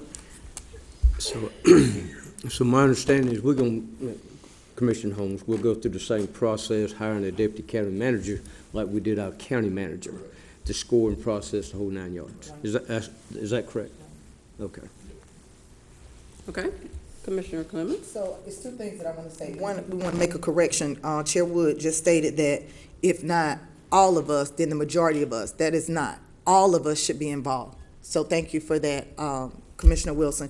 And second, I would ask that we table this resolution, get this resolution correct so that it includes all of the language. Just know that we're ready to move forward. We're hiring a deputy manager. It's going to be up to you guys whether you bring it back to the next meeting with all this stuff in it. We've got our county clerk there. She is taking notes. She knows what needs to go in this resolution. Let's get the resolution done correctly so that there's no issues about what we want in it, and then we can move forward. So I would ask that we table this until we have a resolution with everything included. Okay.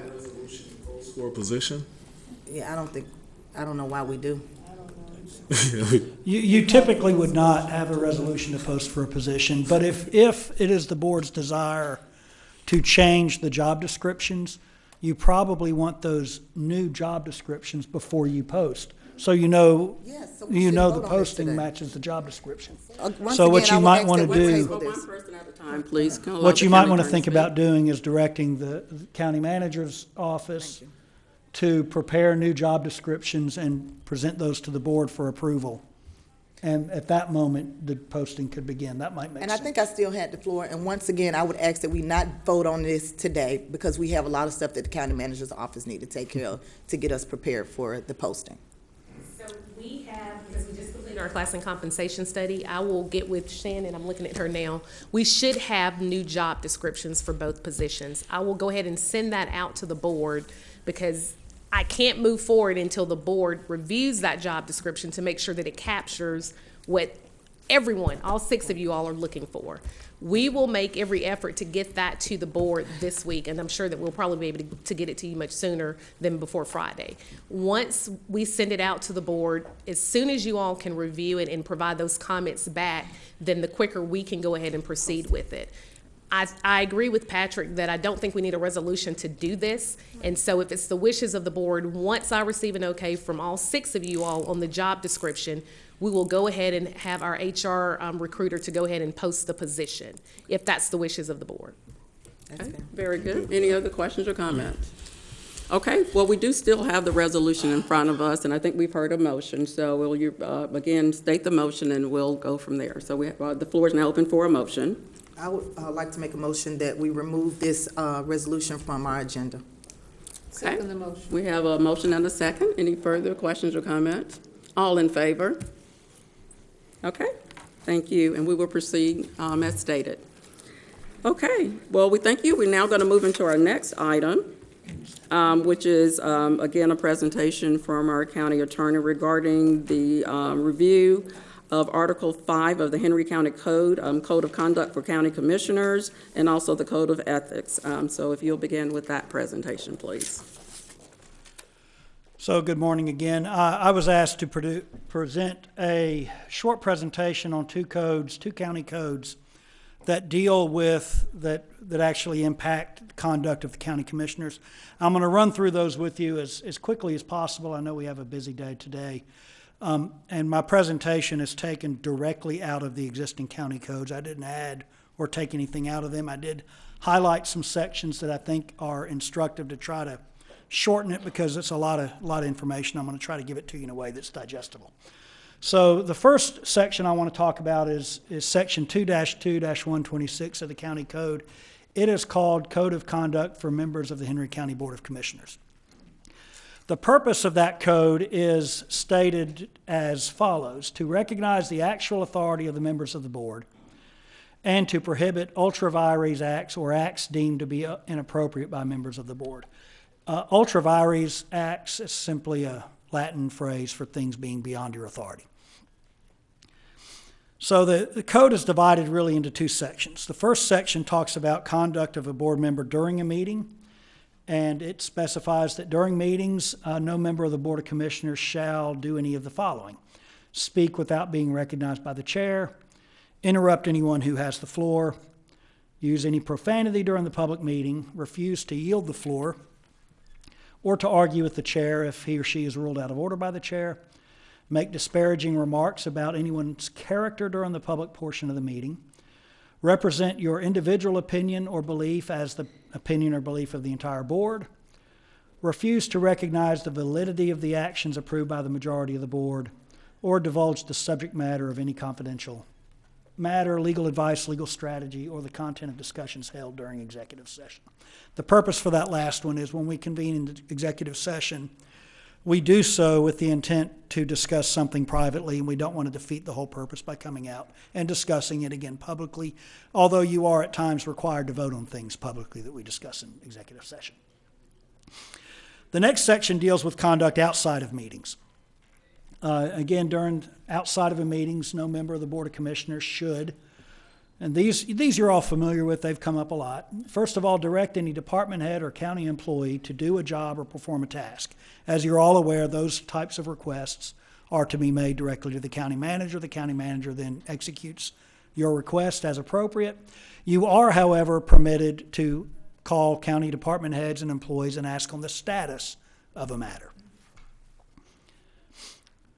The next prohibition is that you are prohibited from directing the director of the Department of Transportation or any of their employees to stop any project or to redirect personnel or equipment to another project. Again, those types of requests are properly made to the county manager. Next, the same prohibition is directed to planning and zoning, prohibits you from directing planning and zoning employees or the director to stop their work on any specific project, to change priorities or pending application reviews, or to change the dates of scheduled rezonings or matters to appear before the board, and that would be the Board of Commissioners and the Zoning Advisory Board. Again, those requests should be made to the county manager. And finally, the same prohibition with respect to the building department, which would be you are prohibited from telling the director of the building department to change the priority of inspections, the order of inspections, or to direct the outcome of any inspections. Again, those requests should be made to the county manager. This ordinance does not merely direct conduct by the Board of Commissioners, it also tells employees what to do. And the employees in this county do have some obligations in the event they believe that a commissioner has given them an instruction that's improper. The first thing they're required to do is offer to locate either their department head or their county manager to get everybody on the phone, a conference call or a meeting, and discuss the request that was brought by the board member.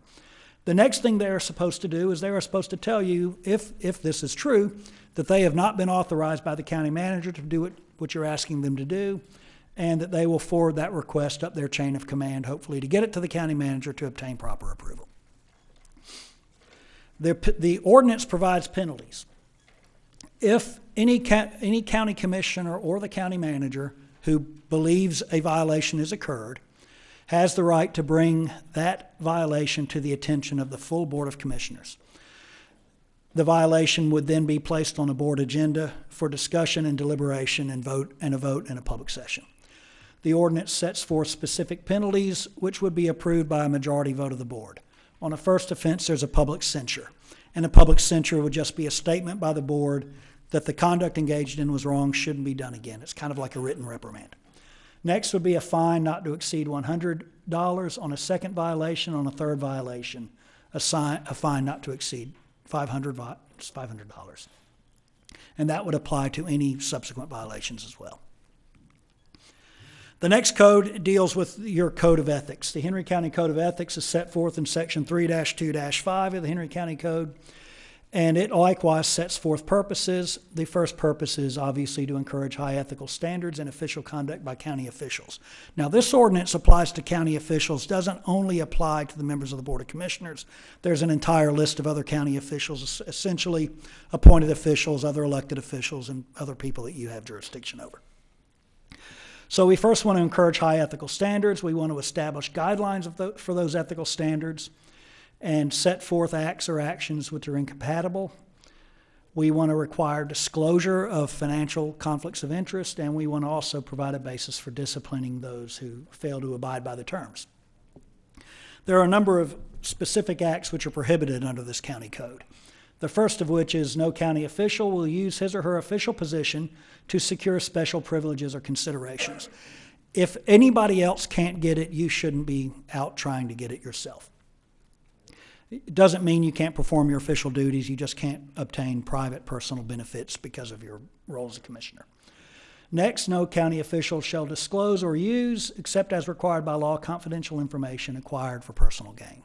For instance, if you knew that we were about to build a new road, it would be improper for you, if that information remained private, to go out and buy up all the land on the end of that road in an effort to try to develop. That would be using confidential information. Now, once that information becomes public, you're allowed to go up and buy that property yourself. Next, you should not act as an agent or attorney for anyone else who has a matter before this board or against this county.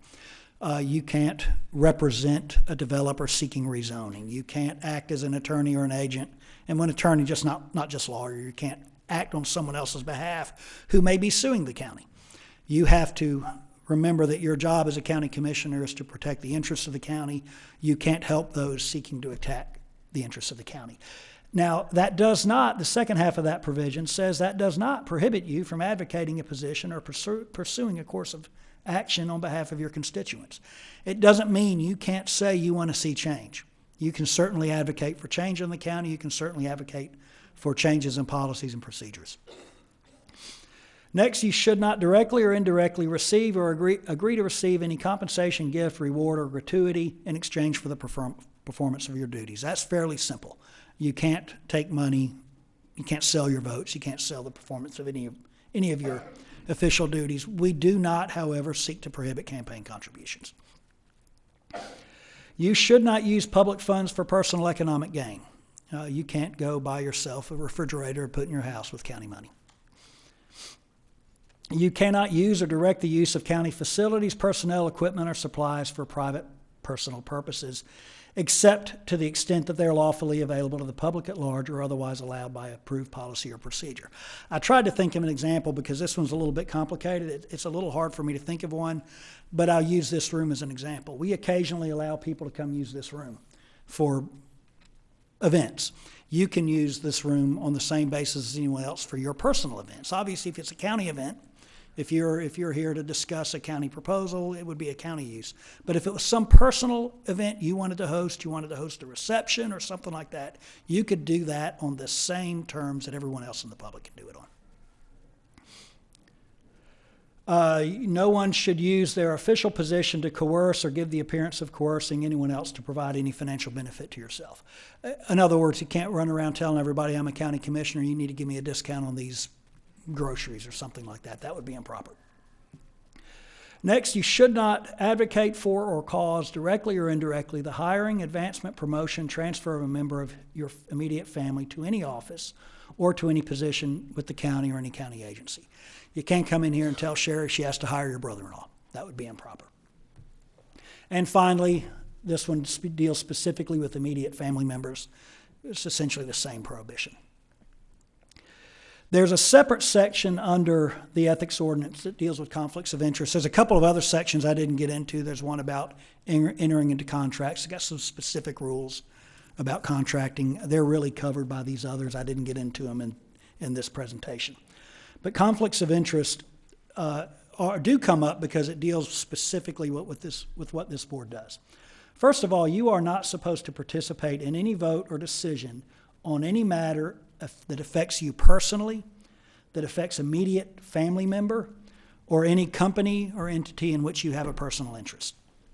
That comes up in the zoning context a lot. If your husband owns a piece of property and wishes to rezone it, or your husband or wife is certainly entitled to rezone his or her property. You just must recuse yourself. You can't participate in the vote. You can't seek to influence the vote. If a conflict of interest arises, you should immediately and publicly disclose the fact and the nature of the interest. You should then refrain from any discussion or voting regarding the matter. When you recuse yourself, you should recuse yourself. You should not engage in lobbying with the other board members. You shouldn't engage in discussing it with staff members. If it comes up, if a question of whether or not you have a conflict of interest comes up in a board meeting, and that could happen. There's instances where people just don't realize, because sometimes you don't study the agenda in advance. You're sitting in the board meeting, an item comes up, and you have a question about it. What you should first do is ask me about it, and I will help guide you through. If the county attorney is not there, the chair would be consulted. The county clerk is supposed to maintain a separate record of these recusals made pursuant to this provision. The next section deals with avoiding the appearance of a conflict of interest. Sometimes, even though there may not technically be a conflict, it just looks really bad. And it is your goal, and you should try at all times to avoid even the appearance of a conflict of interest. However, when your interest is so remote, so incidental, so minor, that it would not impact your decision-making, you are authorized to proceed with the vote. A good example is, I have a retirement account that owns stock at Bank of America. That doesn't mean the board can't vote. If I was a voting member of the board, I could still vote on awarding our bank accounts to Bank of America, because my interest in that is so remote. It's so insignificant. The mere fact that I might own stock in Bank of America along with millions of others would not prohibit me from engaging, in a vote. If a friend of yours has an interest appearing in front of you, and that's going to happen because in your positions you get to know a lot of people that have business with the county. If you befriend somebody, a friendship would not be disqualifying. That interest is fairly remote and fairly speculative. There's a complaint procedure. If there's a complaint alleging a violation of the ethics ordinance, and that's the second half of this presentation, it would be filed by any public official, any of you or any other public official or any member of the public. It is filed with the county clerk. It has to be in writing. It has to be given under oath, and it has to specifically designate those things which are believed to have violated the code of ethics. Those complaints are transmitted to the county attorney. They're also transmitted to the county official that's subject to the complaint and to all of the other members of the Board of Commissioners. After the complaint is transmitted to that group of people, it's the county attorney's job to, within 30 days, assign this to a hearing officer. That hearing officer makes a preliminary determination. He or she actually acts as a judge. They review the complaint that was filed to determine whether it's frivolous or whether it does, in fact, allege a violation of this ordinance. A complaint might just allege something that wasn't right or that felt improper, but perhaps didn't violate this ordinance. If that's the case, the hearing officer can render a ruling that says the complaint does not allege a violation of the code of ethics and the matter is concluded. If it does, however, allege a proper violation of the code of ethics, the hearing officer is then empowered to conduct hearings, conduct an investigation, receive evidence, interview the complaining party, and in fact, interview the complaining party under oath. The complaining party is required to swear to the facts he or she gives. The hearing officer is required to conduct at least one hearing, and that is one hearing that kind of will look like has something occurring in front of a court. During that hearing, testimony would be given and witnesses cross-examined. The county official subject to the complaint would have the right to written notice of the hearing 7 days in advance, would have the right to have a lawyer, would have a right to hear the evidence presented and to cross-examine witnesses. After that process is done, the hearing officer would submit a report to the Board of Commissioners. The Board of Commissioners will then take one of two actions: either dismiss the complaint for lack of evidence or take whatever action is deemed appropriate by the Board of Commissioners. And that references subsection 9, which is the subsection deals with penalties. If after that process this board believes that there was a violation of the code of ethics, it would by majority vote impose a penalty. Those penalties could be anywhere from a public reprimand or censure, again, just a resolution saying what you did was improper, reimbursement or restitution to the county. If the public official received a benefit, it could order that that benefit be given back to the county. The matter could be referred to appropriate authorities for investigation or prosecution. If it was bad enough, it could be referred to the Solicitor General or the District Attorney, and obviously any combination of those.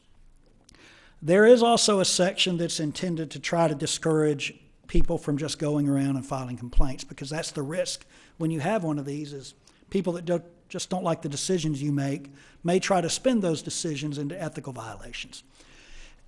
If a complaint is filed and that complaint is found to be frivolous, or if the complainant refuses to participate by engaging in the interviews or otherwise providing evidence, then the county can seek reimbursement or restitution to either the county for the costs and expenses that were incurred or to the subject of the complaint.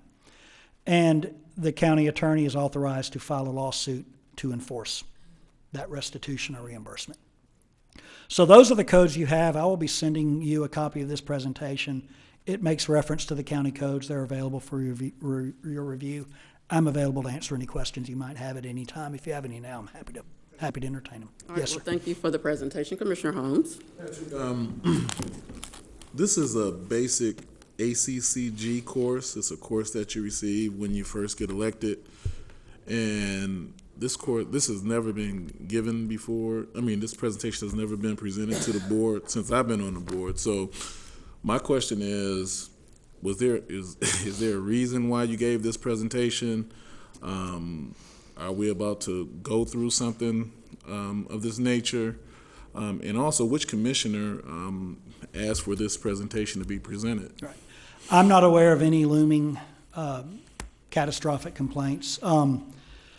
As the board knows, if I'm requested to present any item, I will present that item. The chair requested me to present this. She actually requested me to present this a couple of 3 months ago, and board meetings, agendas got bigger and bigger, and it wasn't something we wanted to put on a really crowded board agenda because it's different and it is new. And you're absolutely right. I'm not aware of this ever having been presented to the board. It's pretty rare that we take up your time in any board meeting to review something that already exists, especially something like this that suggests that there's rampant wrongdoing. I'm not making that suggestion, but the request was made to remind the board what these rules said, and that was the purpose of my presentation. And I will also make comments about that. Yes, I did make the request for several reasons. One, these are ordinances and codes of conducts that we all need to be reminded of, especially as our roles as it relates to how we are to operate as commissioner out of respect to the county manager. And I will tell you what really prompted it is in the discussion that we had at our last board retreat. There are employees that need to understand the role of the county commissioners and also their roles as it relates to how we are to conduct order here in our business. The other reason is there are individuals who are constituents that have concerns and complaints that come, and so again they too need to understand that there are guidelines and rules by which things are to operate. And so yes, I do know that this has not been presented before. We had a good discussion as part of our board retreat of what we need to do to make sure that our county manager actually is clear about roles and what our roles are as commissioners, and more for employees as well, to understand that the board's here to govern and to of course be the fiscal agents of this operation, and then at the same time to help set course. And so this is, again, the same thing that we're asking of our constituents, and they come forward. Let's respect the order of how we conduct ourselves internally and externally. As the chair of this board, we try to manage this meeting so that, again, that we are all respecting each other and respecting those constituents who are coming as well as they are to respect us. So, yes, this is a follow-up and it became more of a priority, especially after our board retreat, to kind of, again, review our processes. And we've got other processes and ordinances that I think need to come before this board, because some of us may or may not be aware, but this is why it was brought today. And Chair, if I could add one thing, Commissioner Holmes, you're right. This is very similar to the presentation that you would have received at your new commissioner training through the ACCG, and they throw a little of this in every one of their conferences. The only thing different about this presentation, other than some of the picky details, is the penalty provision. You never hear discussion about the penalty provision under the general state law, because there really aren't any. Our ordinance sets forth these little penalty provisions that are available to you. You don't have the authority to remove each other from office.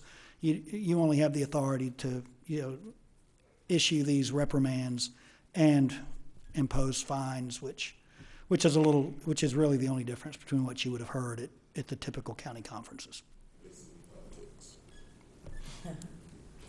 Any other questions or comments? Okay, well, we thank you for that presentation. Okay, we're now moving to our public comment section, and we'll now look to our county clerk to acknowledge how many we have. And again, these are individuals that signed up prior to the meeting, as stated for our public comment section, and each person will be granted 5 minutes to be granted. So at this time, could you list those that have signed up? Sure, there are 5 public comments today. Larry Morey, Barbara Wilcox, Bubba Coffey, Stacy Richardson, and Joel Ferdinand. Okay. Mr. Morey. Well, good morning. Larry Morey, Walker Drive, McDonough. You know, our local organ doesn't seem to need to report things that are maybe a little bit controversial, so I thought I'd show a couple of things out of the Atlanta Journal. This was this week's publication.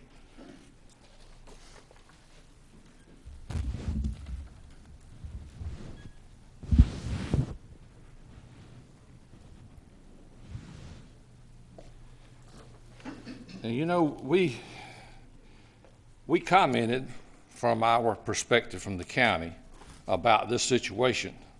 And it's going to get a whole lot worse than what it is now. And people need to start paying attention. 3 years ago, I tried to warn people in our county about what's coming, and it's going to get a whole lot worse. And we seem to not, we get in the newspaper from a county perspective and said, oh, it's nothing to worry about. We got plenty of money coming, and we're going to do this, and we're going to. Right now, we ain't been approved locally, we ain't been approved state, and we ain't been approved nationally. And it's going to be months, if not years, before we're going to get approved, because we got a lot of things to look at. So people better really need to open their eyes and start asking questions about what's really going on. Second thing, I want to know why a house at Nash Farms is being rented for $200 to a county employee, when that same house could rent probably for $1,200. This has been going on for years. The county's lost over $100,000. I have no understanding why. I can't imagine why. It ain't got nothing to do. I don't even know who lives in the house. I just know it's being rented. And we've owned that Nash Farms for quite a few years now, and we've lost over $100,000, we know, in rent income. And we just continue to do stupid things. I just wonder why. Why would somebody okay something like that and continue to let it go on? That's 2 things. The last thing I want to bring up is about 2 years ago, I brought up on a county attorney. I gave each one of you a copy. There was 2 different opinions sent to the same state attorney general. Differing opinions. Now, how you do that, I don't understand, except to cover your behind, so that you're not caught in a web of illegality. I've never heard a word back from neither one of y'all. It just went away. I brought a situation with a county department head. He was allowed to retire, even though he was having situations with a female. We brought up again about that same female had wrecked 9 vehicles over a period of years. Again, the person that brought those charges was let go. That employee is still with the county. So what was just stated up here in this podium to you was a fabricated lie, because you ain't gonna do nothing, you ain't done nothing, and you don't intend to do nothing because you don't listen to what we say. But the time will come when you will. There's no chairman of the county commission repeated itself in a long time in this county, nor will it again, because y'all don't listen, you don't pay attention, and it's gonna be the amble around your neck that drowns you. Just Okay, keep, those are personal comments, so please keep stop that. being Mr. stupid, Moore. keep being ignorant, Okay, it'll you're change. excused from the podium, thank You you. don't listen anyway. Followed by Bubba Coffee.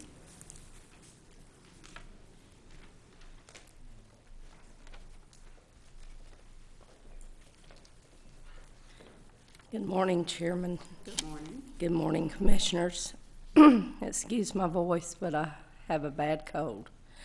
My name's Barbara Wilcox, and I am the General Manager of Bulldog Towing.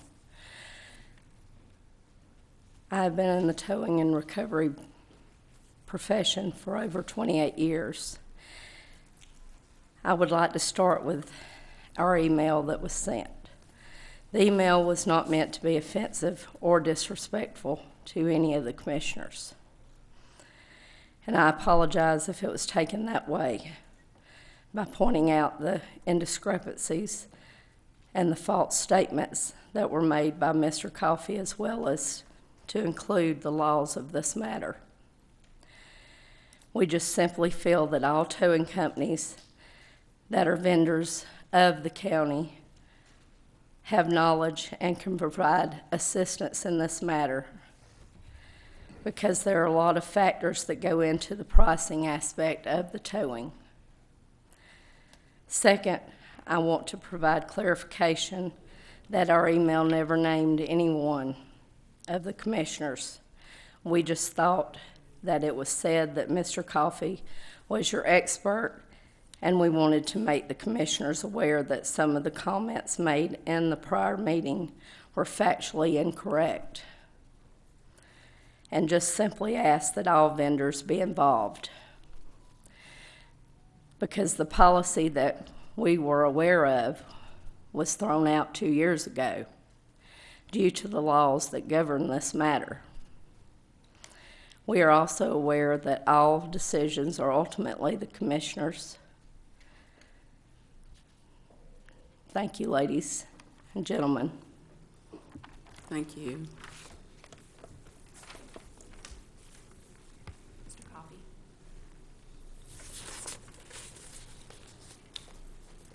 Well, I'd just like to say that as of the last meeting and this meeting here, I've requested to, be a part of the record committee, and there hadn't been but one meeting since last meeting. That was yesterday, and they're going to change the contract or on the towing because they ain't got it right yet. And there's a whole lot in there, and this new one, even about selling cars and abandoned cars and all this. It's like it was when Don Ash had it, when Elkins and Swanson had it, and then they added Corner Lot to it down there. They suspended Corner Lot because he had a conflict. He had a junkyard, and you ain't supposed to have a junkyard and benefiting from the cars. Well, none of that is in this new thing. There's a whole lot in here that needs to be addressed that's not being addressed. And I think, as yesterday's meeting, I asked them, was they going to have a record committee? And our understanding is they're not going to have a record committee. It's going to be left up to one person to decide it all. And I don't feel like that's right. So we'll just go forward from here and see what they do. I appreciate it. Thank you. Stacy Richardson, and the last one is Joel Ferdinand. Hi, my name is Joel Ferdinand. I'm actually counsel for Stacy. Excuse me, we cannot. It's who signed up, so we'll. I did, ma'am. Okay, so whose name are we recognizing? You have Stacy Richardson and Joel Ferdinand. Yes, both. Yeah, so I'm counsel to Stacy Richardson. I'm going to speak on her behalf, if that's all right. They signed up separately, and they're both signed up. Okay, so can they speak? I'm looking for clarification because we usually just allow those that signed up. You have denied that in the past? Yeah, so we need to hear from Ms. Stacy Richardson, and then you come and speak after her. Okay. So you each will be granted 5 minutes. Okay, thank you. I'll let my attorney handle it. I'm sorry? I won't be speaking at this time. I'll let my attorney. Okay. Thank you. All right, thank you. Madam Chairperson, I'll certainly be less than 5 minutes in any event. First, Madam Chairperson, Board, thank you for having us today. Thank you for hearing from me. And your name again? Again, my name is Joel Ferdinand. I'm the managing partner of the law firm Fisher Broyles. I represent Record One Inc. and Stacy Richardson. And the reason I'm here, and this will be truncated necessarily, Record One found out about a month ago at the last commissioners meeting that there were yet to be explained proposed changes to the record policy. I say policy because the agenda provided this morning says ordinance. I don't know what ordinance. I'm not asking for comment back. I recognize you have counsel here. I know Mr. Jugstead well. However, your ordinance was appealed 2 years ago in favor of a record policy. I say that because, and I'll echo what Mr. Coffey said, I think this is one thing where he and I will actually agree. There's a lot in the existing policy that y'all have not addressed yet. And respectfully, I mean, no disrespect by this, I think it's because it's industry driven. The record services industry is something unique. I think everyone on the board would agree with that. That's why you're talking about prospective changes. The problem from Mrs. Richardson's perspective, from Record One's perspective, who is not presently on rotation, but has applied, is as follows. It hasn't been disseminated by the county in such a fashion that the record services within Henry County that are providing these services, either as existing vendors or would-be prospective vendors, they haven't been given a chance to explain to you what's wrong with the existing policy, what was wrong with the prior ordinance before that, and what do we look to in the future? Now, Madam, you were exactly right. I heard what you said in response to an email apparently sent by another record service. I don't comment on the form of the email. I don't have it. However, it is Henry County and the board's decision. I don't disagree with what you said. But what Mrs. Richardson and Record One ask, respectfully, is that you talk to the record services within Henry County, those currently on rotation, those that have been on the rotation previously, those that have applied for the 2020 rotation. And I understand from the county, from an open records request that I submitted last week, that decision has not yet been made for what record services will be in for 2020. The reason I started this and said this will be somewhat truncated, necessarily so, is for this reason. I've heard a lot of rumors and speculation as to what a policy change could look like. We've never seen anything. At least Mrs. Richardson hasn't, Record One has not.